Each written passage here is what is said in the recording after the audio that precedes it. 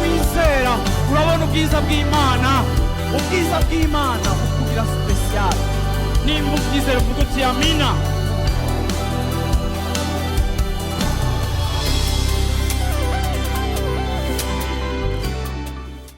Uyu munsi ngira mpagarare ku gitabo ca Exode canke kuvayo.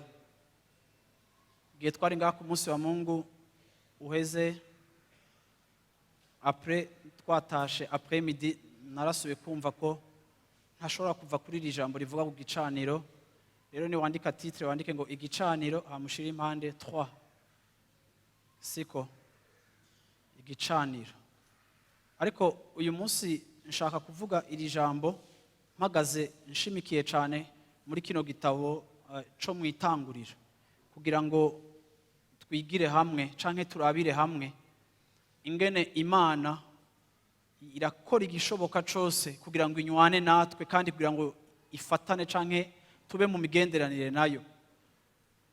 Hariho igihe usanga uno munsi nabikunze mu ndirimbo twari turimo zari indirimbo zo kwiha Imana kugira gute, ariko ndasenga kugira ngo ushishikare kumva iyi importance y'imigenderanire yawe n'Imana. Biragora rimwe na rimwe gutangura ikintu gishasha mu buzima bwawe udasanzwe ariko wari usanzwe ubayeho. Ariko kandi muri iyi nkuru tuza kwiga turaza kubona ingene Satani yakoze igishoboka cyose, ingene ashobora gukora igishoboka cyose kugira ngo atubuze kuba mu migenderanire n'Imana. Nimba ari ikintu ca mbere Satani akugwanyamwo, ntikibonekera gusa mu kindi, ariko kimwe mu bintu vya mbere Satani atugwanyamwo ni ukutubuza kuba abantu bafitaniye imigenderanire n'Imana. Nico gituma tugomba kugwana mu buzima bwacu kugira ngo imyanya yacu n'Imana ntikabure, kuko aho niho tuvyarira ibintu byinshi byo mu buryo bw'impwemu. Aha niho tugwanira intambara zacu zo mu buryo bw'impwemu. Aha niho duhangana n'ibitugwanya bitandukanye Satani agerageza gukoresha. Bamwe ibyo mubona mukavuga ngo mfise ubuzima bugoye canke bubi, ndagomba kubabwira yuko hari ikibanza ivyo bihingurirwamo bikavunjwamo izindi nkomezi n'intsinzi zidasanzwe hejuru y'ivyahora bidukubita hasi. Nico gituma Satani aratugwanya cane iyo hageze ikintu kijanye no kugira ibihe vy'Imana yawe, atari ibi byo mu rusengero ariko vya bihe vyo muhira iwawe uri wenyene. Uravyumva, ufata ibihe byo kwiherera, uvaho wari usanzwe urugenda kure uja gufata imyanya yo kuba imbere y'Imana gusenga. Ibi ni ibintu Satani agwanya. Ni sigitangaza nimba ubona ukigwana niki, nuko Satani arazi yuko aho hantu uharonkera ikindi kintu kidasanzwe, uharonkera presence y'Imana mu rugezo rudasanzwe, kuko Imana yaturemye turi vyaremwe bigomba kuba mu migenderanire n'Imana. Bwana sifiwe sana. Haleluya. Amina. Ndashaka rero kuza muri iki gice, ndashaka gupakuha imirongo itari amashapitre ntayatebako, ariko ndengana nja ku bintu biri essentiel ku mashapitre amwe guhera muri Exode chapitre 1. Exode igice ca mbere guhera ku murongo wa 5 ukageza ku murongo wa 22. Fiston adusomere ngaha gutanguriro igice ca mbere guhera ku murongo wa 5 gushaka ku murongo wa 22. Kuvayo ya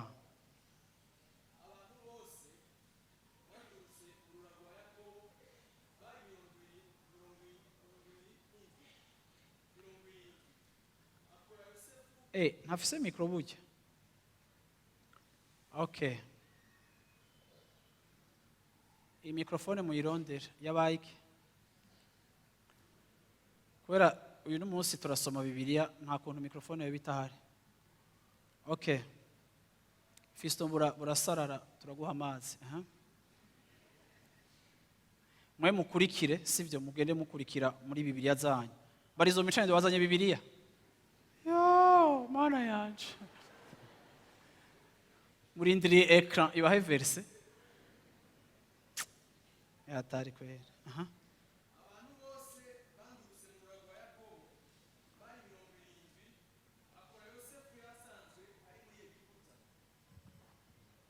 nuko yosefu arapfa, nabo bavukana bose barapfa, bo n'urunganwe rwiwe rwose rw'ico gihe. Abisirayeli bararondoka, baravyara cane, baragwira, baba igisata, buzura ico gihugu. Nuko muri Egiputa hima uwundi mwami atigeze kumenya ivya Yosefu, maze abarira abantu biwe ati, raba Abisirayeli bahindutse ihanga rituruta mu bwinshi, rituruta n'inkomezi. Enda nitubaronderere inama y'ubwenge kugira ngo boye kugwira, bakazobava bifatanya n'abansi bacu, haramutse habaye intambara bakatugwanya, bakava muri iki gihugu. Nuko babaha abo kubakebera ibikebere ngo babatwaze ituntu, babikoreze ibiremereye, bubakira Farawo ibisagara vyitwa Pitomu na Ramsesi vy'ibigega. Ariko uko barushiriza kubatwaza ituntu, nabo niko barushiriza kugwira no kugasara. Nuko abanyegiputa karabajya mu nda kubw'Abisirayeli, bacuranguza Abisirayeli, barabacumukuza, batunuza imitima yabo kubwo kubakoresha ibikorwa bitamisha byo mu gondo no mu matafari n'ibikorwa byose byo mu ndimiro, ibyo babakoresha byose babacuranguza, babacumukuza. Hari abakirizi bakira abaheburayokazi, umwe yitwa Shifura, uwundi yitwa Puwa. Nuko umwami wa Egiputa arababarira ati, nimwakira abagore b'abaheburayo, mwitegereze neza ikivutse, nihavuka umuhungu muze mwame mumuniga, ariko niyaba ari umukobwa mumureke. Ariko abo bakirizi bubaha Imana ntibagira nk'uko umwami wa Egiputa yabageze, bareka n'abana b'abahungu. Maze umwami wa Egiputa ahamagaza abo bakirizi, arababaza ati, niki cyatumye mukora mutyo mukareka abana b'abahungu? Abakirizi bishura Farawo bati, nuko abagore b'abaheburayo batamera nk'abanyegiputa, kuko banyarutsa bakavyara umwakirizi atarabashikira. Imana igirira neza abo bakirizi, iryo hanga rica riragwira, riba igisata. Haleluya, amen. Imana ishimwe cyane. Iyi nkuru iradufasha gutahura ibintu vyabaye. Bibiliya iratubwira yuko Yakobo abamukomokako binjiye muri Egiputa bari abantu bashika 70 na bangahe, bari abantu bake cyane. Ariko muribuka yuko Yakobo kugira ngo aze muri Egiputa, Yakobo yaje muri Egiputa kubera inzara. Haradutse ikiza, Yakobo bimusaba ko yimukira muri Egiputa kuko hariho ivyo kurya. Muri uko kwimuka, Israeli mwibuke yuko kuva kera Imana rero abasezerane kuva kuri ba Abrahamu na Isaka na Yakobo, kimwe mu promesse Imana yagiriye Israeli yari uko Imana yabasezerane kwizobagwiza. Yabwiye Abrahamu ngo uruvyaro rwawe ruzongana nk'umukungugu canke nk'inyenyeri zo kwijuru, kandi Imana ikabasezerana ngo nzobaha ihanga. Ndashaka gukoresha iyi nkuru kugira ngo ndabereke yuko kenshi c'Imana kuvuga ko nico Satani ahera ko mu kukwataka canke mu kugutera. Hari igihe uganira n'umuntu ukumva ibibazo vyiwe, ariko ibibazo vyiwe bigaca bikwereka umuhamagaro uri ku buzima bwiwe. Kuko kenshi Satani atugwaniriza mu bintu azi ko hariho umuhamagaro w'Imana ku buzima bwacu ufitaniye isano n'ibi bintu. Rimwe mu masezerano Imana yari yasezeraniye Abrahamu kuri Israeli nuko azogira uruvyaro rwinshi. Kigira kabiri yamusezeraniye, yari yamusezeraniye ko azogira igihugu Imana izobaraga. Ariko kandi si kubera Imana yasezeranye canke Imana yadusezeraniye ibintu vyiza, umwansi nawe natagira ico ashoboye cose kugira ngo ubuzima bwacu bugende akote y'ivyo Imana yavuze, kugira ngo tubihushe hama tugire ubuzima bubayabaye canke butaryoshe, kuko ubuzima buryoshwa no kuba mu kibanza Imana idushakamo. Kuko isezerano rya Israeli ari uruvyaro. Bibiliya ivuga ngo mu gihe ca Yosefu yakundana na Farawo, murazi ingene yabafashije gutera imbere, gushika naho barabajije Israeli, barabaza Yakobo bati ushaka kubahe? Barasaba mu gace kitwa Gosheni. Gosheni hari ahantu hari ubwatsi, kandi baraborozi, baraborozi bari bakeneye ahantu ibikoko byabo bishobora kurisha canke inka zabo.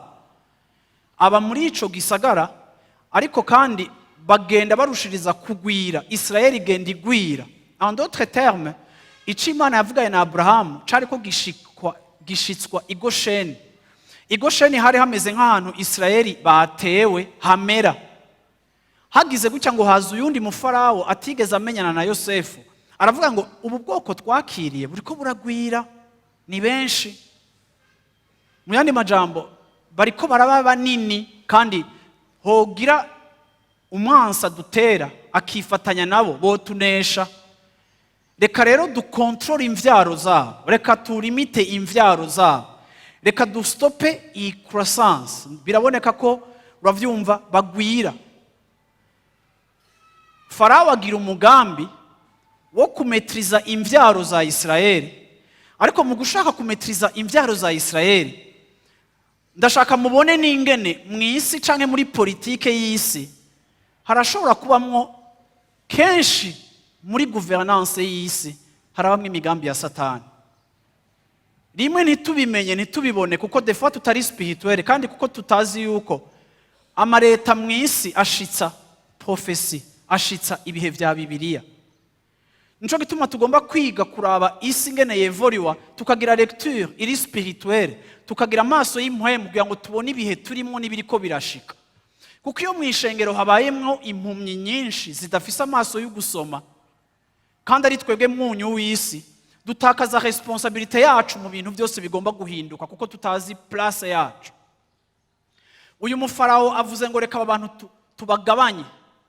Uburyo bwo kubagabanya, etape ya mbere babanza kubaha ibikorwa byinshi, baragwiza amatashe yabo nk'abaja, baramultiplier ibikorwa byabo, babaha ibikorwa byinshi. Mu kubaha ibikorwa byinshi kwari ukugira ngo baruhe, hama ntibikunde ko abagabo uravyumva canke abagore bashishikara kuba mu migenderanire yabo nk'abagabo n'abagore bafise imigenderanire mpuzabitsina hama ngo bavyare. Ifare gukontrola imvyaro zabo, ifare yuko baruha bakavyara bake, ifare yuko ibikorwa bibabana byinshi ku buryo ata mwanya bagifise wo kwiyokipa abana babo. Ariko Farawo amaze gushiraho iyo systeme, Israeli ngo igakora ibikorwa byinshi, abagabo bakaruha n'abagore bakaruha. Mugiye kuraba ama metode canke abagira ivy'ubushakashatsi, aba archéologue baragenda bakadekuvura bagasanga Israeli bambe Egypte muri ico gihe barafata aba esclave babo nabi, bakabatortira bakabagira nabi. Hariho n'amatrace abantu bagenda badekuvura yerekana yuko Egypte yari ifise pratique zikomeye zo guhasha abantu bava mu mahanga atandukanye babakorera, harimo n'abayisraeli. Ariko muri uko kuntu kukubahohotera kugira ngo ntibasubire kuvyara ntibagire gute, Bibiliya ivuga ngo malgré ibihano bikaze canke rigueur mu kazi, ngo abisirayeli bakabandanya bagwira. Hari ikintu kinyempressiona, hari igihe wumviriza abantu mu ishengero ukumva abantu barababaye, abantu bararushe, abantu bariko baraca mu bigeragezo, ariko vyama bintangaza ingene hamwe n'ibigeragezo ugenda ubona umenga mu buryo butazi umugambi w'Imana ugashishikara ku buzima bwawe. Yesu ashimwe cyane. Uriko urageragezwa, uriko uca mu bihe bikomeye, ariko Imana ikama yiyaranja ivyayo bigashoboka, Imana ikama yiyaranja ivyayo bigacamo, ukamenga umenga ntivyari kuza gushoboka, ariko Imana ikemera bigashoboka. Kuri uno munsi muri kino gitondo ndagomba gushimira Imana, kuko Imana igihe cyose irashobora kugira gute, irashobora kudefia pronostic, irashobora kudefia ivyashinzwe ikabivuguruza, kuko yo irafise ububasha. Bamaze kubona aba batipe bashishikara kuvyara no kurondoka, Farawo arasubira arakoranya komite yiwe y'uburongozi, aravuga ati rega baguma bavyara. Baca barashika ahantu rero, kuko urabona ari igihe politike mbi iba iri voile, uravyumva ikindi gihe igashigwa habona. Iki gihe Farawo arateba aravuga ati twariko tubigira buhoro buhoro ngo tubaruhishe, ariko abagabo bagumana vigueur yabo, uravyumva, kandi bagashishikara kurondoka. Reka rero tugende ku ma metode ari fort. Baravuga ati mwega abasage femme baba Egyptienne, igihe cyose muzobona umwisirayeli avyaye akana k'agahungu mukanige, nibavyara abakobwa mubareke. Bibiliya yavuze ngo aba bagore b'abakirizi ngo Imana ibaha kuyitinya, baba bagore bafise crainte de l'Éternel, bumva mu gishingo cyo gutinya itegeko rya Farawo, ahubwo bubaha Imana, bakareka tujya twana tukavuka. babakomvotse inama ihuza abavyaza yabereye sinzi aho sare yabereyemwo, babakoranje ngo mbe uko twababwiye uko ibintu bigomba kumera gutya, yaba ari inama iri nibaza ko ari awikro, kuko ifopa kumenya ko hariho projet yo kwerimina, siko aravuga ati none ko aba bantu babana yavuye batereka abagore b'Abisirayeli ntibameze nk'abandi bagore, tugira ngo turashitse ngo tuje kubavyaza tugasanga bahejeje kuvyara. Urabona, iyo Imana igomba kugutabara unavyara uko abandi batavyara. Yesu ashimwe cyane. Iyo Imana igomba kugutabara ishiraho exception ku buzima bwawe papoho y'abandi. Ndiko ndashaka mubone umugambi ni uw'Imana. Imana yabwiye Abrahamu ngo nzoguha uruvyaro, ariko raba Farawo yiyatatse kuri projet y'Imana ashaka kwica uruvyaro. Si kubera umugambi ari uw'Imana Satani atazowugwanya, si kubera ari Imana yaguhamagaye Satani atazokugwanya, si kubera urugo rwawe ari Imana yaruhamagaye rutazoca mu bibazo. Ariko ndagomba ngo urabe hirya y'ibibazo biriko biraboneka, ndaje kubwira uno munsi ngo Imana izokwamishiraho exception aho ivyari kuguhitana bitazoguhitana, kubera hariho Imana yacu izigateramira isezerano yahaye Abrahamu ikavuga ngo aba bana baravyagwa, aba bagore ntibagira cesarienne, aba bagore ntibateba kugise, byari pya pya pya. Bwana sifiwe sana. Ndabipfurije kuza muravyara nk'Abayisirayeli, nk'Abaheburayo kazi mu izina rya Yesu Kristo.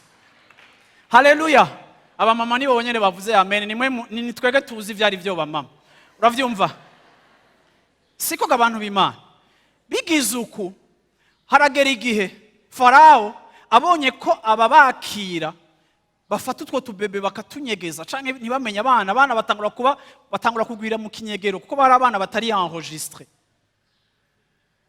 bagakura bakagira gute population ikaba nini, ariko cette fois nta na record ihari. Kare vyarandikwa mu bitaro basohotse muri Prince Regent ngo naho Imana Jacqueline yavutse, ubu naho vyari vyandikwa kuko basigaye banyegeza ababebe, kuko uravyumva Imana yari kibaha ubwo bwenge. Ariko murabe muri iyi nkuru nyene Bibiliya ivuga ngo Farao aca asaba ihanga rya Egiputa, aba voisin, ababanyi mw'ikarti, ngo mukabona umugore w'umuheburayo avyaye umuhungu mu mwica. Biva muri responsabilité y'abasage femme bigiye muri responsabilité ya population yose igiye kuba impliquée.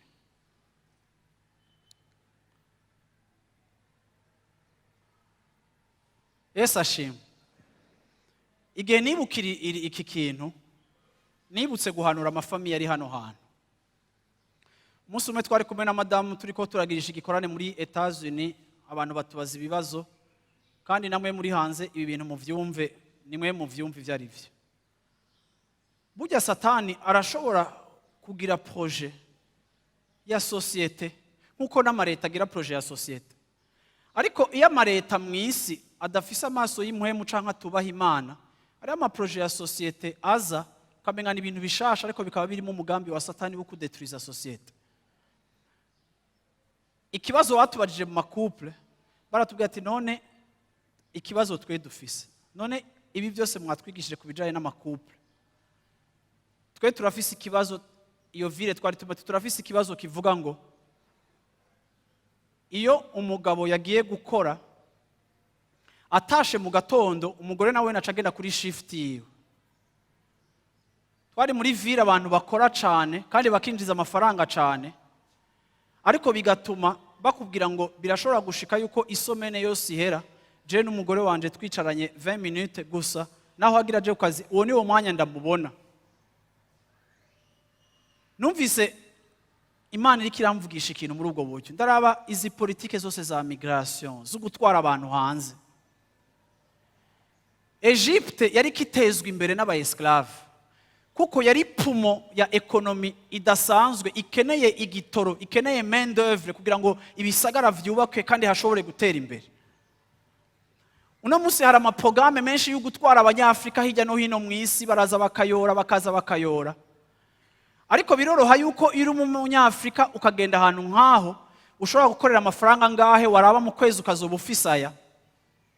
Biroroha kuko twakuriye mu bukene yuko ducika igitoro cizo ekonomi zikomeye zo mw'isi, ugasanga tugiye niyo turaba Kristo ariko tudafise amaso yugurutse. Haragera igihe uza kwisanga n'umugabo n'umugore ntibagihura, ntibagifise umwanya wo kweduka abana, ntibagifise umwanya wo kuba hafi y'abana. Ndazi ko mwese ngaha mushaka kugenda hanze bo benshi, uko uravyumva. Ariko kandi wagerageza kwimagine ukavuga ngo mbega ubutunzi ni iki caye kumererwa neza, c'est quoi exactement? Iyo amafamiye ariko aradivorsa, y'abagore bariko barinjirirwa n'abandi bagabo kuko abagabo babo birirwa ku mabarabara, iyo famiye abana batagifise abavyeyi. Nabonye emission y'aba Sud Sudanais barabatwaye ari benshi, barahungeza Nairobi batwara muri Etats-Unis, babaha ahantu n'abakozi n'aborozi. Aba Sud Sudanais hari n'igisagara twagiyemo nka za Calgary muri Canada, barakubwira n'abantu kuko araba éleveur, n'abantu bazi kubaga inyama. Niyo population ahantu iri ibisagara, ibihugu iyo babatwaye bakabatwara nko muri Canada, babatwara mu bisagara nka za Calgary ahantu hari inyama nyinshi kugira babage. Umupastori aratubwiye ati iyi ni ville irimo aba Sudanese benshi. Kubera iki? Kuko n'abashampion mu gukata inka mu mwanya mutoya, hama bagatuma industry y'ibagiro ikomera hano mu bice byacu, tukemporta inyama muri Etats-Unis n'ahandi. Ati ni n'abantu bakazisha vuga ku buryo iyo abasudane bagwanye naho yo bari umugabo n'umugore bafata imipanga muhira. Harinda ko intervena unavuze ngo ni famiye y'abasudane, polisi zana helicopter kuko baba bazi ko ikomba zabo zirateye ubwoba. Ariko gacutangara ingene service ya migration abantu nkabo irazi kabayora ari bihumba ramajana, indege zikagenda igaci batwara precisement mu gisagara gikeneye gukata inyama nyene, akaba arico babashiramwo kuko systeme na ekonomi y'ivyo bihugu irakeneye main d'œuvre. Hari ibintu abantu yo batagikora ko barateye imbere. Rero ifoko twega abanyafrika twakubititse abari twege tugenda kwa alimenta ivyo bi systeme tukamera nka fuel muri ivyo bi systeme hama bikabaho.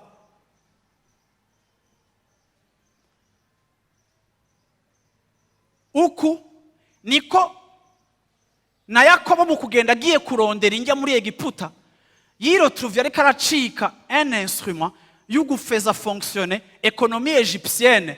Ariko kandi uko bagwira kuko hari umugambi w'Imana, ngira babwire ngo muri iyi myaka hafi amajana nkangahe nta gicaniro na kimwe tubona Israël yari ifise. Uvuye kuri ba Abraham, c'est la première fois tubona amasiècle hafi ane Israël atagicaniro ifise. Ariko Israel iri busy kubaka ibisagara, bubaka amapiramide, bakora ibiki bubaka ibisagara bininiya.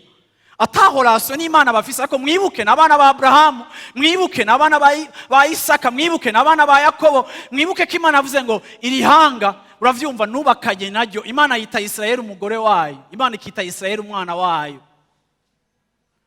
Ariko Israel iri kirafeza fonctionner economy, iri muri esclavage, ariko nta bucuti n'Imana buhari, nta gicaniro kihari.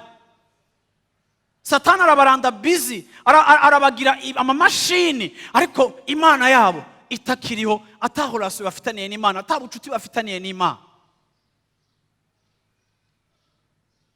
Ndashaka kubabwira ngo namwebwe nejo bundi mukaba mutaba ngaha muri kino gihugu, mukaba mushaka gupoursuivre ma carrière, mukaba muriko murasengera gukorera mu masysteme hirya no hino. Ndagomba ndabibutse ngo aho muzoja hose, aho Imana yo baplanta hose, ndagomba kubibutsa ngo nk'aba Kristo turi abantu ba mbere bagomba kuvaloriza famille. Uyu munsi umugore aronka visa kicomokera, umugabo akaronka visa kicomokera. Uyu munsi buraya hacitse Imana yacu ku buryo amakouple yacu ari sacrifier kubera iburaya. Aho ngarabwira ikintu kimwe ngo rimwe na rimwe desire yo kugira ubuzima bwiza no gukena, ngarabwira ngo ubukene bukurikirana n'umudayimoni akomeye udutuma dutakaza sense ya jugement mu buzima bwacu, aho dupanga priorite tukazigiriza nyuma ivyo twari kugira ivya nyuma tukaba arivyo tugira ubwa mbere, kuko abantu baba bashitse ahantu atama valeur bagifise. Nararavye ayo makouple wumva umugabo asohoka umugore akabaragiye, umugabo asohoka umugabo akabaragiye, mundi akabarinjiye.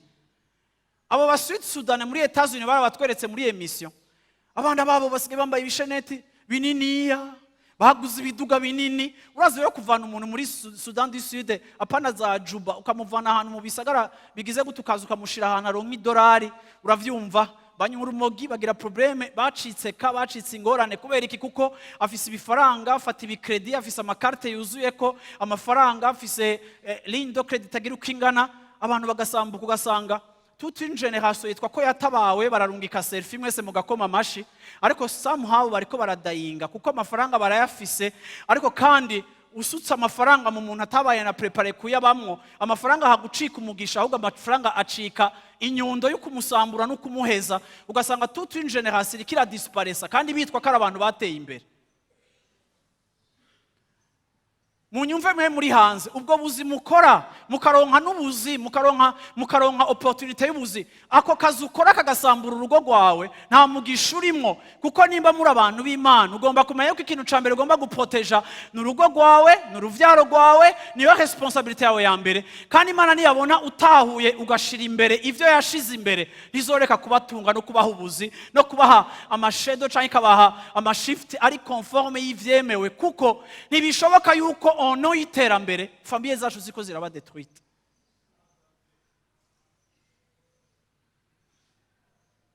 Kubera iki?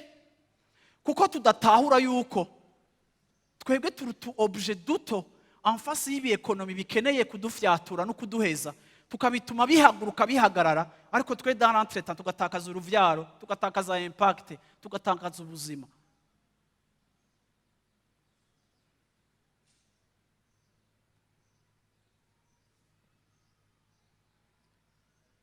Uku niko Pharaon yari karica Israel. Uku niko yashaka kubahonya no kubakuraho no kubabuza gushitsa umugambi w'Imana. Shengero ry'Imana ndemera yuko muri eglise ariho hantu hakwiye kuba ubwenge butafise ahandi hantu buri. Ariko iyo eglise itari plonge mu ma écriture, iyo eglise itari plonge muri communion n'Imana, ngo Imana ibahishure yuko ibintu bimwe biri empoisonné, ari amakado ari empoisonné. Natwe tuba mu kivunga gitwagwa mu byo tutazi kubera iki kuko nta discernement uravyumva kuko tudatahura ko le monde tubayemo iri spirituel. Iyi si ni mpwemu ushaka ubu w'impwemu canke ubireke ariko iyi si tubayemo ni impwemu. Satani arafise amategeko arafise calendrier arafise agenda agenda ashitsa ku ma generation kuyandi raba Israel itagira igicaniro kirahona usomye muri chapitre 2 verset 23 ugashika kuri verset 25 chapitre 2 23-25 hashize igihe kirekire umwami wa Egiputa aratanga abisirayeli banihishwa no kuba mu buja barataka ugutaka batakishwa n'ubwo buja kuraduga gushika ku Mana. Imana yumva amaborogo yabo yibuka isezerano ryayo yasezeraniye Aburahamu na Isaka na Yakobo.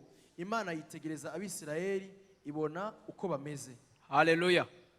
Yesu ashimwe cyane. Israel muri iyo servitude, Israel muri ivyo bintu bitari normal. Mu mitima yabo bararira, mu mitima yabo barataka, mu mitima yabo baravuga ngo baragira gahinda. Haleluya. Yesu ashimwe cyane. Kuko abantu b'Imana mwe ni mwari mubizi bakristo bakundwa bona sifiwe sana. Amarira yacu arakomeye. Amarira y'abantu b'Imana. Amarira y'abantu bashitse ku musaraba. Amarira y'abantu bahuye na Yesu. Ndaje kuvuga ngo amarira yawe arakomeye cyane. Amosozi yacu arakomeye. Amosozi yacu uravyumva aranabaho kuko turafise reference. Aba bantu bari bazi kara Abisirayeli. Bari bazi amateka y'abasekuruza babo. Bari bazi ivy'Imana yabemereye. Ariko ivyo bariko barababo ntivyari biri vrai, ntivyari vyiza, ntivyari bibereye. Ariko bararira. Ariko ntibarira gusa n'importe comme ariko baririra Imana. Uravyumva Imana iraza irabwira Mose ngo numvise ukurira kwabo. Numvise ko bariko bararira. Chapitre 3 13 à 18. Chapitre 3 15 à 18. Chapitre 3. Imana yongera kubarira Mose iti ukwabe ariko uzobwira Abisirayeli ati uhoraho Imana yabasokuruza yabantumye ko niyo Mana uhoraho Imana yabasokuruza abantumye ko niyo Mana ya Aburahamu Imana ya Isaka Imana ya Yakobo. Iryo niryo zina ryanje gibiye bitazoshira. Iryo niryo rizobabera icibuso canje uko ibihe by'urunganwe rwanyu bizogenda bikurikirana. Genda uzukoranya abashinga nabe b'Abisirayeli ubabwira uti uhoraho Imana ya sokuruza yaranyeretse ari Imana ya Aburahamu Imana ya Yakobo Imana ya Isaka. Iramubarira iti nukuri nabagendeye mbona ivyo babagirira muri Egiputa. Ndavuga nti nzobakura mu marushwa barimwo muri Egiputa madugane mu gihugu c'abanyakanani n'abaheti n'abamori n'abaferizi n'abahiwi n'abayebusi igihugu gitemba amata n'ubuki. Nabo bazokumvira kandi uzugende ku mwami wa Egiputa mwe n'abashinga nabe b'Abisirayeli mumubarire muti Uhoraho Imana y'Abaheburayo yaratwiyeretse none turakwinginze turekure tuje mu bugaragwa tugende urugendo rw'iminsi 3 kugira ngo tuze dushikanire Uhoraho Imana yacu bimaze. Bwana asifiwe sana. Yesu ashimwe. Imana irungitse Mose iramuga ati rero genda ubankurireyo. Ariko ndashaka guhagarara kuri uwo murongo wa nyuma. Imana iratuma Mose ingene aja kwimenyekanisha ab'Israeli, ingene aja kubwira Pharaon.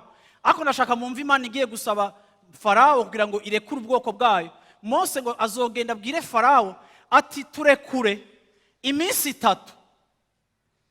Rekura ubwoko bwanje iminsi 3 bagende mu bugaragwa bagire gute? Bagende kunshikanira ibimaze. So aba bantu barize ariko Imana mu kubatabara automatiquement Imana formule igiye gukoresha Imana igira ishireho ico no kwita igicaniro. Yesu ashimwe cyane. Yesu ashimwe cyane. Imana ivuze ngo barekure bagende guhimbaza. Barekure bagende gutangira Imana ibimaze. Ndiko ndashaka mwumve importance y'igicaniro mu gukosora no mu kuresolve ama situation. Haleluya. Barekure Pharaon baze kumpimbaza mu bugaragu. Barekure baze kubana nanje. Nukuvuga ngo Imana irikireklama igicaniro. Imana irikireklama uravyumva possibilité ko Israël binjira en contact. Haleluya. Bwana asifiwe sana. Ariko Pharaon uravyumva usomye aha muri chapitre 5 sivyo verset 7 ugashaka umurongo w'icenda ndiko ndagenda ndengana kuko iyi nkuru mwese murasanzwe muyizi. Chapitre 5 verset 7 à 9 ati nimwongere guha abantu ibiganogano byo kubumbana n'amatafari nka mbere nibagende bavyironderera ubwabo kandi igitigiri cy'amatafari basanzwe babumba bakigumeko ntimubagabanye na makeya kuko arabanebwe nico kibatakisha ngo nibagende bashikanira Imana yabo ibimaze. Abo bantu nibabazigire ku bikorwa bikomeye aba ari byo bitwararika boye gushira imitima ku magambo y'ibinyoma. Haleluya. Yesu ashimwe cyane. Pharaon bamubwiye ngo tureke tuje guhimbaza Imana, Pharaon acagira yida ati aba bantu rero bariko bariyanuya. Bariko basaba kuja guhimbaza Imana n'abanebwe. Rero ko batanguye kudusaba kuja guhimbaza Imana, mwahora mubazanira ivyatsi byo guturira amatafari mukabibasanza mukabafurnisa. Pharaon ahagarika marché y'abafurniseur, ahagarika amakamyo yahora furnisa, avuga ati désormais tugiye kugira gute? Tugiye kubi nibo bazohora baja kuvyizanira, bagira ibirometero, bagaruke babiturire, abari bo bavyikorera, hagarika kuba supporta mu kintu na kimwe kuko aba bantu batanguye gusaba kuja gusenga mubongera akazi kenshi. Mwari bwamare kuhomaka mu buzima bwanyu yuko igihe cyose mudesida kwiha Imana arico gihe ibintu bibagira busy biba byinshi.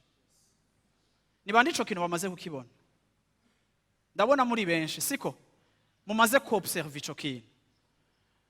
Igihe batanguye kumva ko bagomba kuja muri relation yabo n'Imana, igihe bareko basaba uruhusha kuja ku gicaniro no kuja kubana n'Imana, Pharaon aciye avuga ati ngo nimubongere n'ibindi bikorwa.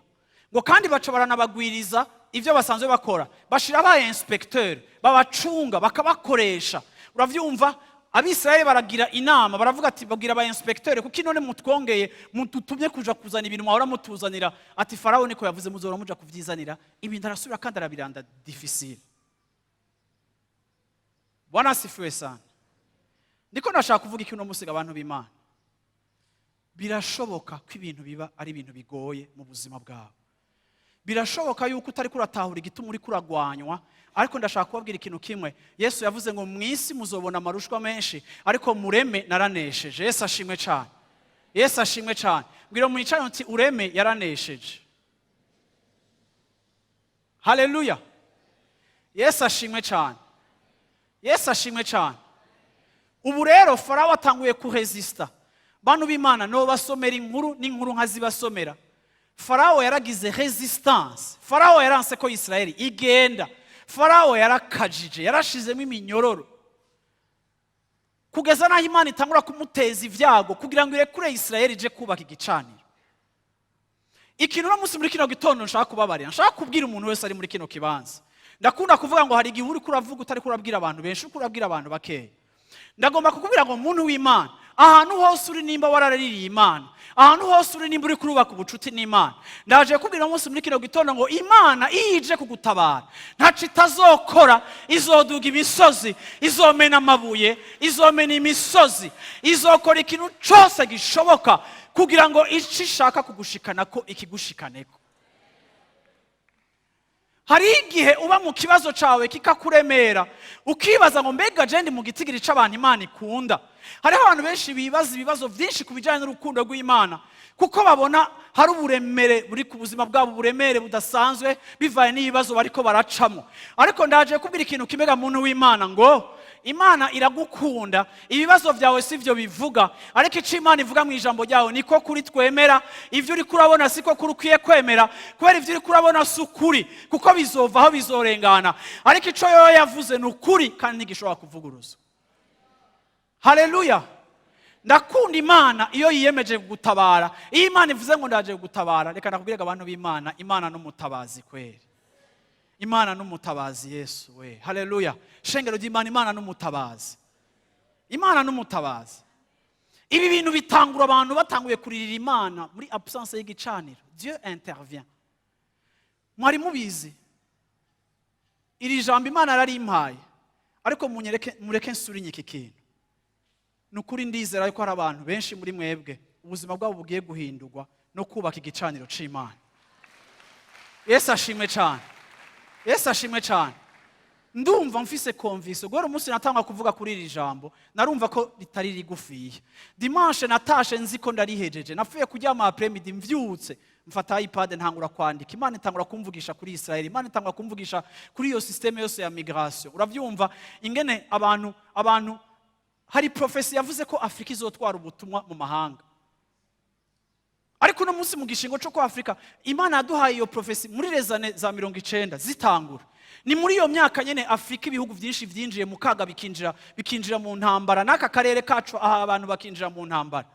Abantu batangura kugenda. Ariko babandi nyene bari bakwiye kubaka vya bicaniro nibo bashitse hajya anya. Uravyumva ubuzima butangura kubahindura no kubasambura. Umunsi umupastor yaratubaje muri Canada ngo mbega muturungikira abakristo bameze gute.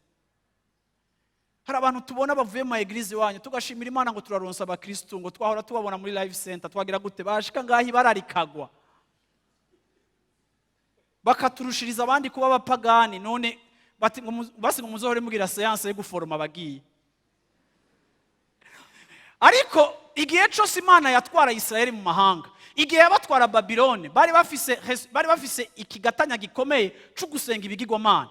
Ariko Israel yoyo izanywe n'inzara ikazana muri Egiputa, nta kibazo c'Imana basenga bari bafise. Ariko ikibazo cabonye mukuru cari ikibazo cyo gushaka kwicwa, kuko c'était une attaque contre la promesse que Dieu avait faite à Abraham. Tugomba kurabira ubuzima bwacu mu maso y'Imana. Reka mvuge ndengana ibintu bikeye. Yesu ashimwe cyane. Bwana sifiwe sana. Ibintu bikeya byashikiye Pharaon. Pharaon yaragararije gushika naho Imana igira gute?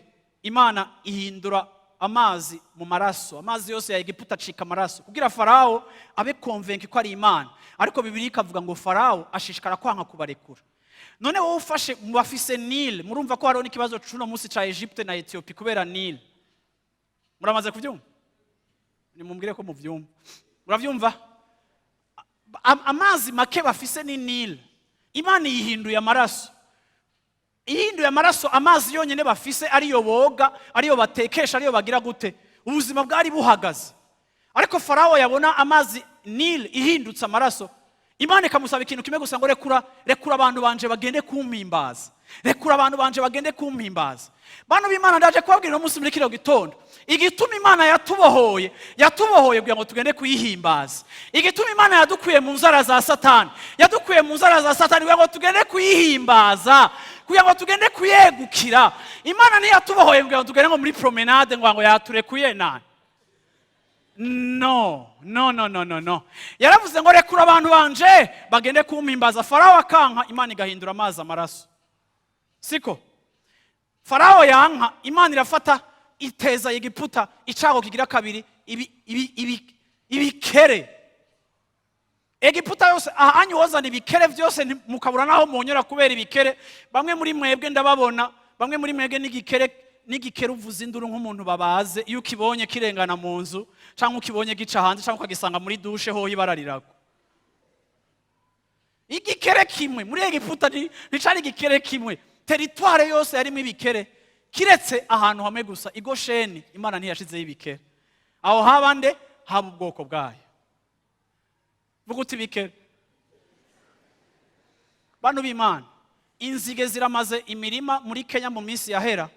Ntimushobora kwibaza udukoko dukeya ibibazo dushobora gukoza isi. Ibikere. Farawo aranka kurekura. Icago kigira gatatu, Imana ibateza inda. Abantu bagwaye inda, Yesu ashimwe. Mbona muri bakeya. Uravyumva? Imana ibateza inda. Urazi inda mu gihugu, inda mu mishatsi y'abagore kandi bafisemwo produit zikabaho. Igihugu cose gitera inda. Cyo nicago kigira gatatu. Mose akaza akavuga ngo rekura abantu bagende. Farawo akavuga ngo reka basimda barekure gatoya. Yaca asuye ati naho baja. Ndiko nashaka mubona ikintu kimwe. Iyo yose ni komba y'ukutubuza kuja en relation avec Dieu. Point. Ego bariko barubaka, ariko Pharaon yategeka ama peuple kuko ibihugu ntivyari bwiforme, yategeka ama peuple arenga 100. Yari afise aba esclave benshi. C'était pas 2 millions y'Abisirayeli bari aho hantu, no. Yari afise benshi. Ariko kandi hariho resistance igihe cyose tugomba kwinjira mu mwanya wacu wo gusenga. Hariho resistance igihe cyose ushatse kuzimya telecommande na televiziyo yawe ngo winjire kubonana n'Imana yawe. Hariho resistance. Reka kumenya ngo vyarananiye, nta gitangaza, vyarakunaniye.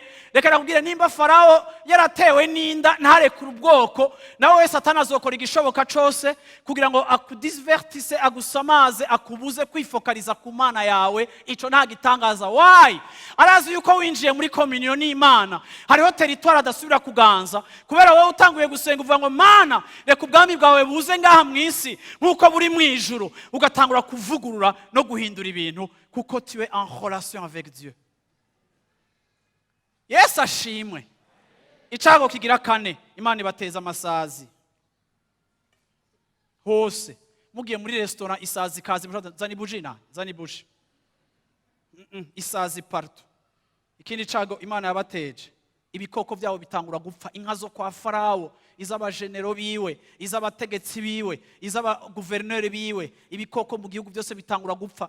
Mwe muri imagine wewe icarico uravyumva byose birahona, ariko ntashobora kubarekura. Ariko nanje ndakunda Imana yadesize ko iminyororo ikuvako. Satani nashaka kubita amagendera, nashagire gute, nashaka hindukire, nashagire gute, naje kubarira ikintu kimwe ngo ihoraho Imana yawe yaje gutabara izogusohora aho hantu. Yesu ashimwe cyane. Haleluya. Bwana sifiwe sana. Ibateza iki? Ibikoko birapfuye. Kigira gatandatu yabagize gute?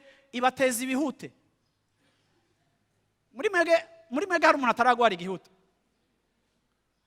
Ibateza ibihute, population igira ibihute, pani igihute kimwe kuri espace corps, apana kimwe. Twinshi cyane ku muntu umwe wese, uravyumva ntimare kwa mwicaye no ngahe yo mware kwa mufise ibihuta ahantu hamwe hamwe. Population yose akavuga ati ibi byose nibiki? Ati ni Imana irikira duhana bare kure bagende, akaza ati Imana reka tubareke bagende. Farawo wapi? Ndashaka kubagiraga abantu b'Imana, c'est difficile kureka un peuple spirituel gwije muri communion n'Imana. Nta kirere, nta territoire izopfa tworohereje. Uravyumva uko bikwiriye kugira ngo tube spirituel uko bikwiriye. Hamariho resistance. Uravyumva guhera kuri wowe nyene uri resist. Kigira gatandatu, ikigira indwi, Imana ibateza urubura. Muri Egiputa murabona ukuntu hameze. Neige. Kigira umunani Imana yabateje, ibateza amasoterere ni inzige. Ikigira 9 Imana yabateje, ibateza kwirabura hatabona, hakaguma hirabuye. Ikigira 10 Imana yabateje, Imana yica abana ba Farawo n'abana bo muri Egiputa, abahungu bose b'imfura barapfa, ikiriyo kirinjira mu gihugu cyose. Uravyumva kuko Imana ikinyiturufu ya nyuma, Israeli igomba kubohoka ikagenda guhimbaza Imana. ndashaka kurangiriza kuri iyi point ariko iyi point ngo ndayirangize ndashaka tugende muri chapitre 12 ya Exode. Haleluya. Yesu ashimwe.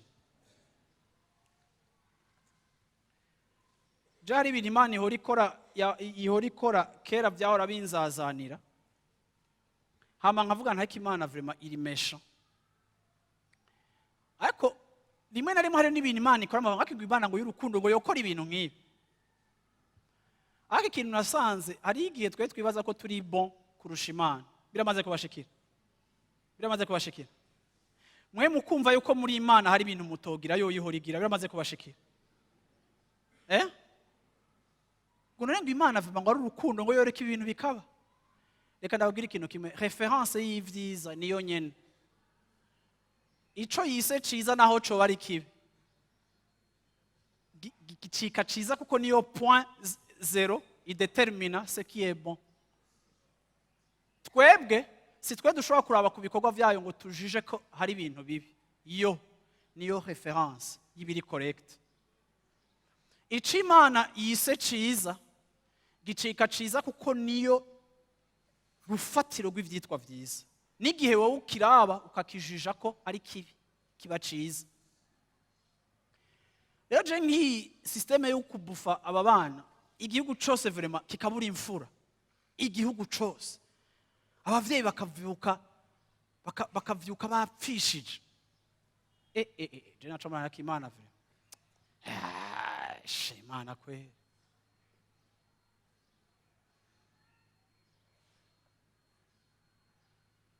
Igihe Ana Imana yamuha abana yavyaye kimwe mu bintu ahimbaza Imana mu ndirimbo yiwe y'amashimwe yavuze yashinye avuga ngo Mana ni wowe utuma umuntu abaho, ni wowe utuma umuntu apfa, ni wowe utuma umuntu atunga, ni wowe utuma umuntu akena, ni wowe utuma umuntu ashigwa hejuru, ni wowe utuma umuntu ashigwa hasi. Ni source nta gicika controle yayo kandi nituma ivyo byose biba. Erega ari igihande c'Imana tudashaka kumenya kuko kitari sympathique. Narabajije umuntu ni wowe wo kugira Imana 30 minutes wofata ama decision yawe. Mwese wo bagira Imana pendant 30 minutes moheza 30 minutes musara. Nico kintu cyonyine cyo bashikira. Après 30 minutes mwosara. Kuko mutangura kubona abantu mwisi bagira bapfe binjiye muri exit yabo mugashaka kubatabara. Ariko bamwe nimona parvenir no kubatabara. Uravyumva? Iyo yo irabibona kubera iki?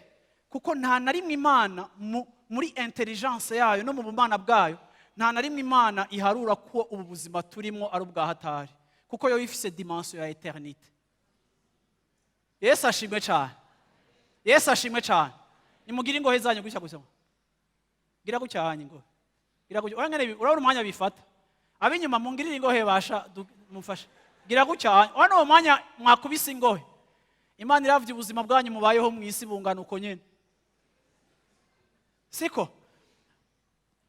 Ubu buzima ni passage. Ubu buzima ni transition tuja mu kindi cibihe bidashira. Ikitagenze neza muri ubu buzima Bibiliya tubwira ngo mu ijuru nta mosozi azoba hari, nta nzara izoba ihari, nta marira, nta kiriyo, nta rupfu, tuzobaho ibihe bidashira. Iyo Imana iraba ubu buzima tubayeho, nivyo nabahaye exemple ni bininiya, izo ngoye mwakubise vyatevye cyane. Comparé à l'éternité, uyu mwanya tubaho ugira udufyeri, ukabagangi, ugahonyora abantu bose, ukarenganya abantu, ukishura uko ushaka. Subirugira amaso ngo Yes ashim. Fiston 1 kuva kuri 12 1 kushika kuri 4 chapitre 12 1 kushika kuri 4.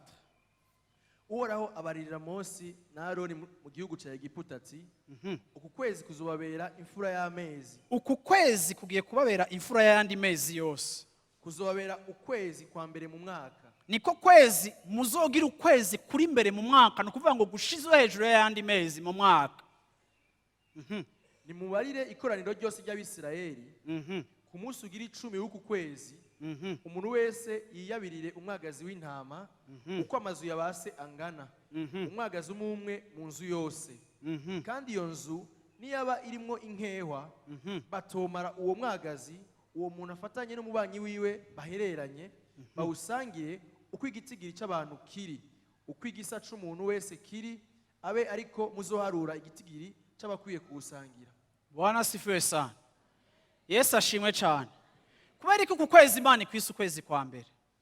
Kubera ko ku kwezi Imana ivuze ngo muzokugira ukwezi kutazokwibagirana muri Israel. Nuko niko kwezi kwa mbere iyi generation igiye kubakira uhoraho igicaniro. Imana ivuze ngo umuntu wese abage intama, n'umukene adashobora kubaga intama cyangwa ngo abage inka, bafate agapigeon, uravyumva, naho yo bari imiryango ikenye, bose bafate inuma bayibage, ariko ntihagire inzu nimwe yo mu Bisirayeli. Israeli yarimo abantu bashika amamiliyoni 2 arenga, kuko abagabo bonyene bari mu 613,000 n'abandi barenga, ushizemo abagore n'abana. Nuko kuntu mwumva bavyara abantu bose bava ko Israeli mu kuva muri Egiputa yari abantu bari hagati ya 2 millions et demi na 3 millions ya population. Imana ivuze ngo chaque maison, inzu yose ntibure inyama, inzu yose ntibure igicaniro, inzu yose ntibure, basi abo muri kino gihe mutabitahura, inzu yose ntibure amashiga, ntibure barbecue. Mwese ndagomba mugire mu nzu zanyu icyo mubaga n'umuriro mushirako, kandi uyu munsi uzoba umunsi w'intibagiranwa, kandi uyu munsi uzobe umunsi ushizwe hejuru mu minsi yose ya Israeli. Kuko ngira ngo ikintu kigiregezeke, ikintu gishasha, mumenye neza, mumekinge sure yuko ibiri ku gicaniro muzobijya, muzoba atana kimwe kizosigara. Imana irabategetse. Imana yongerera avuga ngo kandi mwese mumekinge sure yuko abagabo mwese, abagore n'abana banyu mwese muzoba mukenyeye, muzofungura muhagaze ku gicaniro, muzofungura iryo joro muhagaze. Haleluya. Yesu ashimwe cyane. Yesu ashimwe cyane. Amina. Niyo hopa ya mbere yo muri Bibiliya mbona abantu bajya bahagaze. Namwe bwiwanyu sinzi ko mujya muhagaze, kiretse abantu bakunda comptoir, nibo bashobora kujya brochette bahagaze. Hopa bahagaze. Ofete Imana yari kirabasabira ngo basohoke baje kuyihimbaza, ariko Imana irabonye ko vraiment Pharaon ari resistant. Imana izanye igicaniro mu mazu yabo. Niho hantu hambere tubona abantu bashikanira Imana mu mazu yabo. Ahandi babikora ku misozi, ahandi babikora mu bibanza Imana yategetse ko babikoramwo. Ariko désormais iri joro ya Pasika amazu y'Abisirayeli yose acitse ikibanza c'amashimwe. Ibi nico gicapo cyo muri Nouveau Testament, kuko mu isezerano rishasha ntidusenga Imana mu bibanza, ariko kandi dusengera Imana mu mazu yacu, hacika ikibanza c'amasengesho. Iki gicapo nyene kiri mu isezerano rishasha cari no mu gihe ca Mose, aho Imana yavuga ngo ko basi Pharaon yanse, amazu yanyu yose nacike ibibanza by'amasengesho. Yesu ashimwe cyane. Yesu ashimwe cyane. Yesu ashimwe cyane. Haleluya. Mbega muba mwumva ivyo je ndiko ndumva? Muba mutahura ico ndiko ndavuga ngo abantu b'Imana? Muba mutahura yuko Imana igira ikore operation ya deliverance, Imana igira ikore operation yo gutabara irihanga, Imana igira irangizanye na Pharaon, Imana igira Mungu anatafuta kujishitua. Hari igihe bavuga ngo namujishitua. Ni Kiswahili? Si Kiswahili? Okay. Kwa Kiswahili wanasemaje mama? Hari igihe ndavuze ngo Imana yikura umwansi wanyu mu buzima bwanyu. Yesu ashimwe cyane. Yesu ashimwe cyane. Ndavuze ngo trop c'est trop. Haleluya. Ndavuze ngo birahagije. Imana iravuga ngo reka amazu yabo acike igicaniro, ati mwese ni mubage. Si nivyo gusa, amaraso y'ibi bikoko aza gusigara, amaraso muza kuhekipera, muyashire ku bishimajyango, mubishire kuri ku bishimajyango. Mu Gifaransa nanse gukasa ni les portes. Lento. Pana lento. Inkingi zo ku miryango yanyu mushireho ikimenyetso c'amaraso. Umumarayika yica araza kurengana muri Egiputa yose, araza kwica abana b'imfura, ariko ahantu hose aza gusanga amaraso ngira ndababwire ngo mu bantu bashize ko amaraso harimo n'abayetranje bakorana na Israel, bashizeho amaraso batasanzwe bari no mu isezerano, ari abanyamahanga, ari ayandi moko, arashiraho amaraso iryo joro bambaye biteguriye kubona icyo Imana igiye kubakorera. Biranashoboka ko bari bihebuye babona ibimenyetso byose byakoretse Pharaon akabiresista. Birashoboka ko rero n'abagiye kubaga ibyo babaga bavuga ngo shangano ngo ubuhongo kwere ngo Imana iraza kubishobora. Ahantu Pharaon atacu yagize habaye inda, ahantu Pharaon atacu yagize haje ibikere, ahantu atacu yagize gutashira. Reka n'ubu dupfe kubigira ko Imana ibivuze. Reka ndababwire abantu b'Imana nimba ari ahantu hambere Imana itwipresenta ko Imana itwimenyekanisha irikira dutabara. Ndashimira Imana ibibazo byo mu buzima bwanje, ko mu bibazo byo mu buzima bwanje nize kumenyeramwe Imana. Kandi nkayimenya nk'Imana yanje nanje mbonye ingene ishobora kuntabara. Iri hanga c'est toute une génération n'amageneration batazi cari c'Imana, bariko barabona Imana yabigira operation. Umviriza ico bakoze niki? Iryo joro Imana iragize gute? Bamaze gutanga ikimazi, bamaze imiryango yose gukorana, abavyeyi bagaha abana, abavyeyi bagaha abana, abavyeyi bagaha abana. Imana yategetse ngo uyu munsi muze mwame muwibuka mubugire munini, abana banyu muze mwame mubibutsa. Encore une fois, Dieu parle des générations. Kuko Imana ikeneye continuité. Imyaka mwabaye mu bugaragwa nta gicaniro cari kihari, ariko uyu munsi ngiye kubatabara. Ako sishaka yuko maze kubatabara muzokwibagiraho nabakuye nico nabakoreye. Uyu munsi uzoba umunsi w'intibagirana.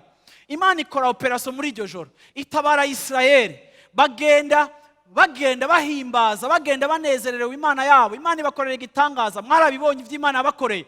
Amahanga yose arajugumira. Peuple yari faible, ihanga ryara abantu bari faible, ihanga ryara abantu bakubititse atakintu bagize gute, bose basohokanye inzahaba, abandi basohokanye ibikomo by'abayinabuja, basohoka bava do l'esclave riche, kuko bari bafise n'ivyo bagiye gutangira Imana. Barabwira abayinabuja ngo muduhe ivyo tuja gushikanira Imana, abanyegiputa bagatanga inzahabu. Mwijoro rimwe do l'esclave au millionnaire vraiment barasohotse bagiye gushikanira Imana yabo. Amahanga yose atangura kumva inkuru zabo ngo abantu batabagwa n'Imana.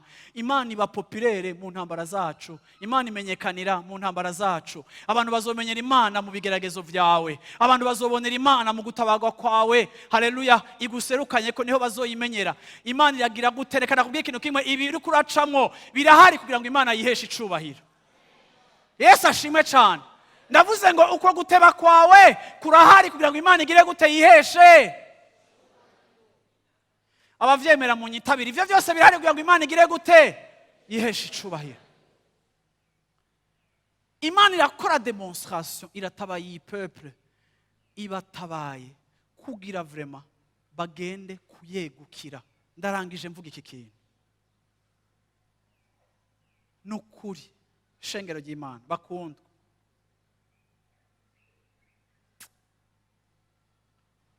iyo uravye ivyago Egiputa yahuye navyo kugira ngo ubwoko bw'Imana butabago, ucubona ko Dieu tient à ta relation avec lui. Ntaco Imana itakoze kuri ino saha turiko turavuga, kuko ubusa abana b'Abayisiraheli b'Abanyegiputa bapfuye, ariko ubu hapfuye umwana wayo ku musaraba. Yatanze umwana wayo ku musaraba kugira ngo bikunde je nawe twinjire mu migenderanire n'Imana. Haleluya, tugire ubuzima bwo kubana n'Imana, tuyibwira ko tuyikunda, tuyibwira ko tuyishaka, tuyibwira nkuko twabe turaririmba ngo ndakwihaye, nshaka kuba Mana ico wangeneye kuba. Bantu b'Imana, ndaje kubabwira shengero ryo muri 2020, ndaje kubabwira ngo ntitwakijijwe, uravyumva kuri plaisir yacu kugira ngo tugire oya, twakijijwe pour être un peuple de Dieu. Ntugereranye agakiza n'amafaranga uri kurasengera, ntugereranye agakiza n'amarongo uri kurasaba Imana. Twakijijwe pour appartenir à Dieu. Imana yaradepesheje umwana wayo, arasuzugurika, araza mu isi, ariyambura icubahiro ciwe cose, aragenda ku musaraba, arakengegwa, aravumwa. Iyo operation yose Imana yayikoze kugira ngo ikwereke combien ufise agaciro gakomeye, igomba ko buba mu migenderanire. Ariko ntivyoshoboka yuko umaze ku experimenta ijoro ryo ku musaraba woba ukiri umuntu acigenga, abayeho uko ashaka. Iyo uri mu nzu y'Imana turiko turahimbaza, abandi barahimbaza, ariko ukiyagiriza, nta mahoro ufitaniye n'Imana. uri muri culpabilité kuko utari kuragendana n'Imana. Indirimbo iyo zivuga zirakurega, ubutumwa iyo buriko buravuga burakurega kuko tu es en conflit avec Dieu. Ariko ndaje kukwibutsa ngo umviriza, yaragucunguye arakubohora kugira ngo nimube en conflit, kugira ngo nimube mu bibazo, ariko yaragucunguye arakubohora kugira ngo mube mu busabane, hama wewe nayo haleluya mucikumwe, hama ikugira umu agent w'ubwami bwayo. Yesu ashimwe cyane. Ikugira umukozi wo ku isaha ya kabiri ya gatatu ya kane, ikugira umu agent wa deliverance ya famille yanyu, kubera ubucuti bwawe n'Imana buzobamagura ibicaniro vya Satani muri famille yawe. Reka ndababwire abantu b'Imana, hari ibicaniro bigomba kubomoka, hari ibicaniro bigomba gukugwaho. Nitwakijijwe kugira twigenge vre.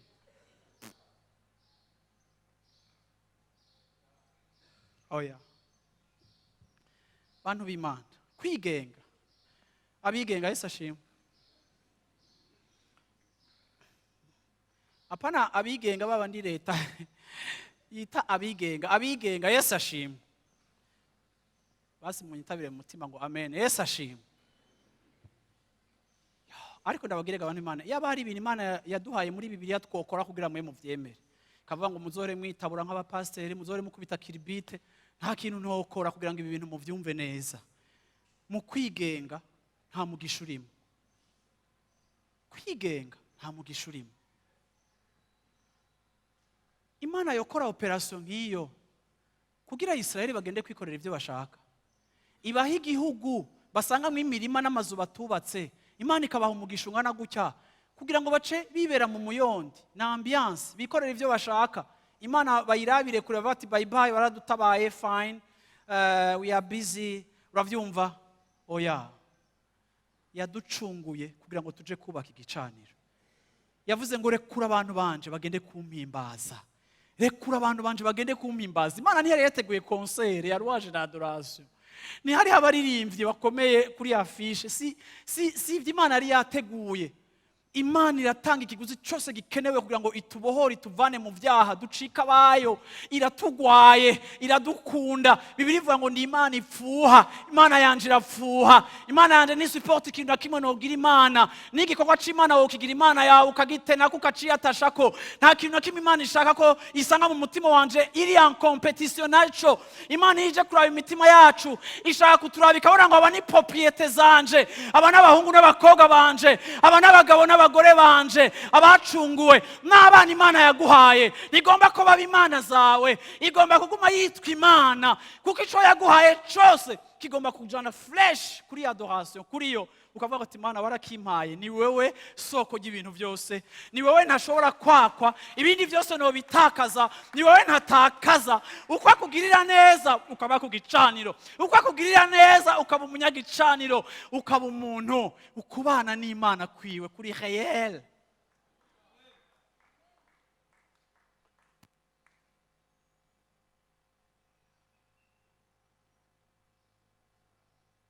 Imana igukijije umujene ishaka kuva muri adultère. Cyari igihe nshobora kuganira n'umukobwa agaca ambwira ngo ko hari uwo baryamanye ngaha muri eglise, akabivuga arengana, je nkumva ndagonza imoteri, nkumva ashaka ko abantu tuhagarara, akakabandanya histoire nkavuga ni ngo ngaha yo mwaba jeune, ndabasabye mufate ivyo bikoresho byanyu, mwibuke ko mwejejwe, mwibuke ko vraiment Imana ntiyatanze ikiguzi gikomeye nka kijya kugira ngo mushishikare kuba abaja b'imibiri yanyu. Agakiza ni ukwiyambura ikintu cyose kitudetasha n'Imana. Muriko muranyiva agashengero ry'Imana, egaje mutanye tabese ntuva ngaha anye, uko uyu munsi nimba bisa ko njyama hasi, ariko kandi ndashaka ndababwira ikintu kimwe ngo yaraducunguye amaraso y'igiciro akomeye cyane. Nuko rero ntihakagire umuntu n'umwe abagira abaja biwe. Nta kintu na kimwe kigomba kutumentera muri esclavage. Iyo tuje kuri iki gicaniro turaririra Imana, havuga ati Imana mbohora ingeso. Hari ingeso nabaye mu imyaka myinshi zimbohore, hari ingeso zacitse ubuzima bwanje zimbohore. Sinshaka kumva ko hari ikindi kintu na kimwe kinkontorora kiretse wewe. Mbohora. Yesu ashimwe cyane. Haleluya. Bwana asifiwe sana. Kubera iki? Kuko yaratubohoye. Haleluya. Hasigaye yuko icyo yakoze spirituellement kimanifesta matériellement, physiquement, tukexperimenta la délivrance de Dieu mu buzima bwacu. Sivyo? Haguruka dusenga Imana. Haleluya. Haleluya. Mwihagurukire tudusenga Imana. Haleluya. Yesu azobikora. Bwana asifiwe sana. Haleluya. Amina. Amen. Amen. No munsi nagize igicapo c'Imana isimba. Sinayibonye kweri nk'Imana. Nagize igicapo c'Imana isimba imena imisozi kugira ngo ije kugutabara. Ihitana ikintu cyose kugira ngo wenge gutabara. Isekura ikintu cyose kugira ngo wenge gutabara. Imana irabiryoherewe kutugirira neza. Imana irabiryoherewe kuduha intsinzi mu bisanzwe biriko biratunesha. Imana irabiryoherewe kudutabara. Ntituyinginga ngo dutabare, irabishaka kudutabara. Irabishaka kutubohora, irabishaka kuduserukako, irabishaka kutugwanirira. Yesu ashimwe cyane. Haleluya. Muri kino gitondo turangiza gusenga, uvuga uti Imana, shitsa ugutabaga kwawe ku buzima bwanje. Yesu ashimwe cyane. Haleluya. Shitsa gutabaga kwawe ku buzima bwanje. Mudugirije ibyo biganza byawe, shitsa gutabaga kwawe ku buzima bwanje. Ndashaka kuba widegevye, ndashaka kuba ubohotse. Haleluya. Ndashaka gutambukira muco wavuze, ndashaka gutambukira muco wakoze. Haleluya. Ndashaka Mana, ndashaka Mana. Ntacu utazokora kugira ngo udusohore. Ntacu utakoze kugira ngo tuvane mu maboko ya Pharaon. Nta gituma amatrase ya Pharaon yoshishikara kuboneka mu buzima bwacu. Kuko ntacu utakoze, ntacu utakoze, nta nico utazokora kugira ngo dutabare turi abana bo kugicanira. Muri kino gitondo ndaryoherewe kuba kugicanira. Muri kino gitondo ndaryoherewe kuba uw'Imana. Muri kino gitondo ndaryoherewe iyo Mana ishobora gukora, ishobora kudutabara. Muri kino gitondo ndahimbaza iyo Mana ishobora kudutabara. Yesu ashimwe cyane.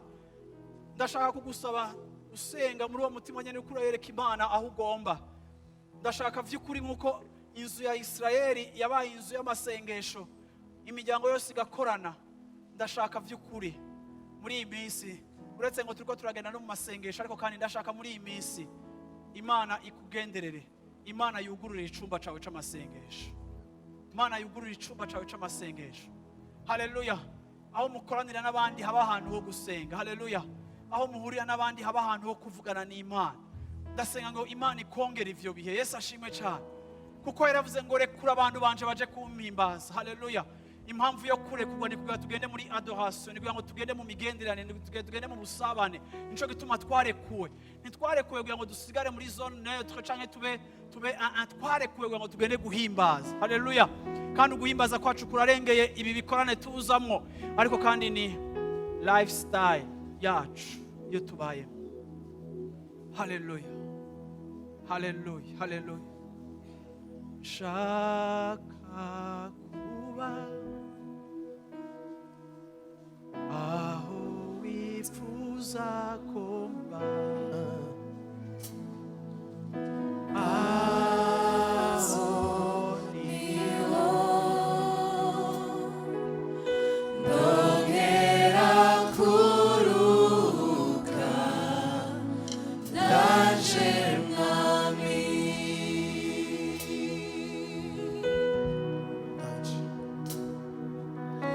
Daje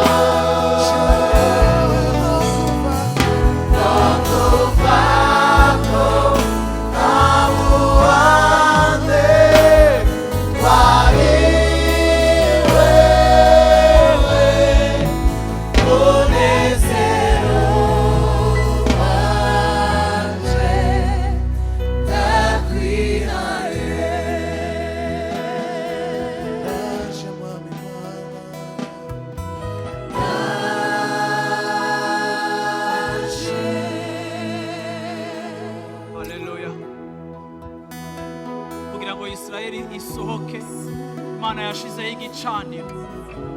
Ndaje kubwira muri kino gitondo ngo ni ibintu bike bizokoreka mu buzima bwawe nutaba umuntu afise igicaniro mu buzima bwiwe.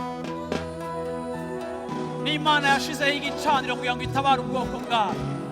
Bamaze gushiraho igicaniro Imana irabatabara. Nawe ndakubwiye ngo shiraho igicaniro.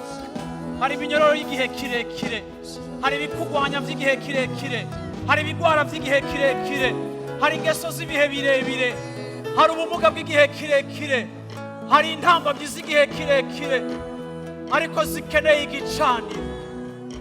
Yesu yaravuze ngo bene izo mpwemu zirukanwa no kwisonzesha. Mu yandi majambo yaravuze ngo hari ibintu byirukanwa no kuba wambitswe inkomezi, no kuba uri mu kibanza cyo kwatsa umuriro w'Imana. Mana ndasengeye ishengero muri kino gitondo Mana turangiza umwanya wawe. Ndasengeye abantu bari hano hantu, ndasengeye ishengero rya Life Center, ndasengeye abadukurikirana bose aho bari, ndasengeye Mana abantu mu buryo butandukanye Satani agerageza kwipa no gusamaza no gushira kure no guha ibikorwa byinshi no guhohotera no kugarana ngo bahagarike ubuzima bwabo ntibugende buja gushitsa amasezerano. Ndasengeye ishengero ryawe, ndasengeye umuntu wese ari hano hantu muri kino kibanza yumva ashaka gutera imbere, yumva ariko aragomba kujana na wewe, yumva iyo nyota yo kujana na wewe, yumva Mana ico cifuzo cyo kujana na wewe, yumva Mana agomba kubona hari impinduka mu buzima bwiwe, yumva agomba kunywana na wewe kurusha uko vyigeze kuba, yumva agomba kukwiyegereza kurusha uko yigeze kukwiyegereza. Ndakweretse Mana kubara ku mashantiye y'ibicaniro vyawe, ndakweretse ababishaka Mana, ndakweretse abavyiyumvira ko Mana. Ndasengeye ishengero ryawe muri kino gitondo Mana, ndasengeye ihanga ryawe muri kino gitondo Mana, ndasengeye abana bawe bari muri kino kibanza muri kino gitondo Mana.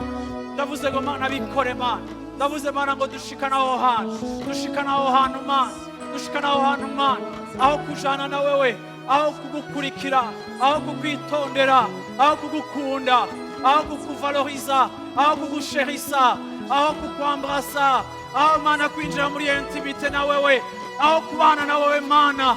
Haleluya, aho kukwiyegurira kuko wabikoze kugira ngo tuba bawe, watubohoye kugira ngo tugende muri adoration.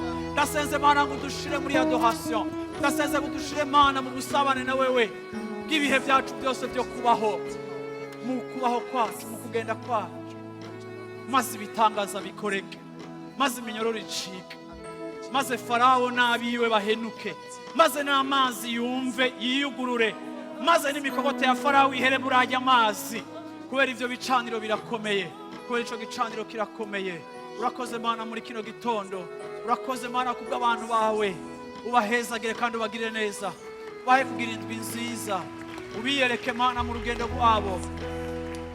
Haleluya, abantu b'Imana bavuge ngo amen, abantu b'Imana bavuge ngo amen, abantu b'Imana bavuge ngo amina.